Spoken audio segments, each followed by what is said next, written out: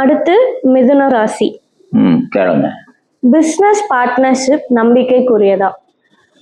மிதுன ராசி அன்பர்களை பொறுத்த வரைக்கும் பிசினஸ் பார்ட்னர்ஸ் சொன்ன பேச்சை இவங்க கேட்கணும். பிசினஸ் பார்ட்னர் வந்து பைசா போடணும், ஃபைனான்சியல் பார்ட்னரா இருக்கணும், இவங்க ஒர்க்கிங் பார்ட்னரா இருக்கணும். அப்படி இருந்தா மட்டும்தான் அது பிசினஸ் பார்ட்னர் மிதுன ராசியை பொறுத்த வரைக்கும்.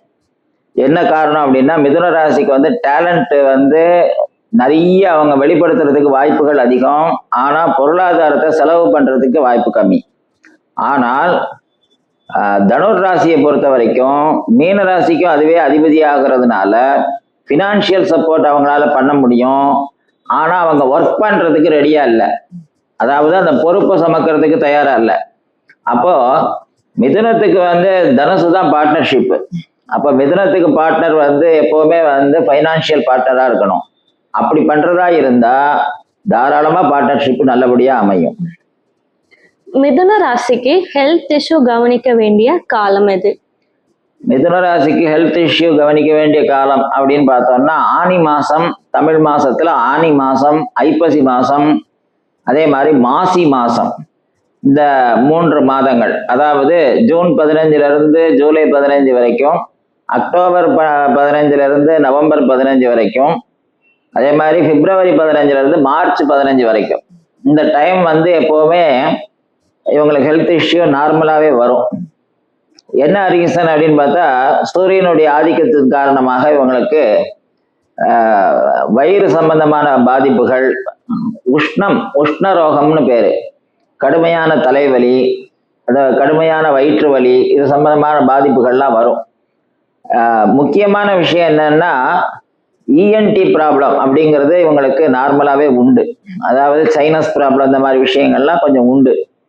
ஸோ அது வந்து இந்த மிதுன ராசியை அஃபெக்ட் பண்ணுறோம். இந்த சூரிய பகவான் இந்த ராசிக்கு வரும்போது மட்டும்தான் இந்த அஃபெக்ட் இருக்கும். அந்த மாசத்தை தாண்டினவுடனே சரியா போயிடும். அதனால ஹெல்த் இஷ்யூ பெருசா ஒன்றும் பாதிக்காது.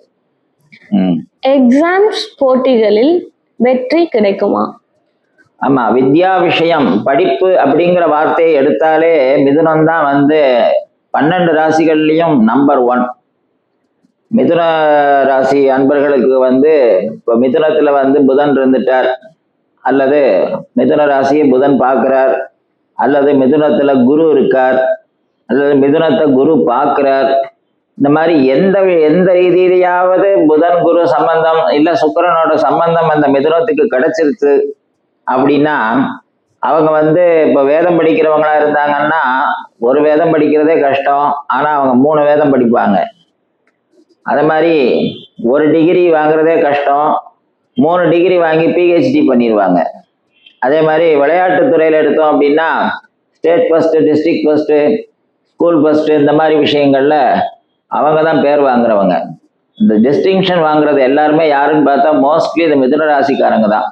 அதனால படிப்பு விஷயத்தை பொறுத்த வரைக்கும் மிதுன ராசியை வந்து யாராலையும் அடிச்சிக்கவே முடியாது. அது அந்த அளவுக்கு அவ்வளவு தூரம் உயர்வான ஒரு ராசியாக இருக்கு. அதனால படிப்புல நம்ம கவனம் தனிப்பட்ட முறையில் செலுத்த வேண்டிய அவசியம் இல்லை. அவங்க நார்மலா படிச்சாலே நல்ல நிலைக்கு வந்துருவாங்க.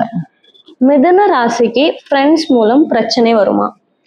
மிதுன ராசிக்கு ஃப்ரெண்ட்ஸ் மூலம் பிரச்சனை வராது, இவங்க மூலமா ஃப்ரெண்ட்ஸுக்கு பிரச்சனை வரும். என்ன காரணம் அப்படின்னு கேட்டா, இவங்களுக்கு ஃப்ரெண்ட்ஸ் எல்லாம் யாருன்னா இவங்கள விட உயர்வா இருக்கிறவங்க, ரொம்ப பெரியவங்க, நிறைய படித்தவங்க, அதே மாதிரி பொருளாதாரத்தில் உயர்ந்தவங்க, நல்ல உத்தியோகத்தில் உயர்ந்த நிலையில் இருக்கிறவங்க, அந்தஸ்தில் உயர்வான நிலையில் இருக்கிறவங்க, இவங்கெல்லாம் தான் இவங்களுக்கு நண்பர்கள்.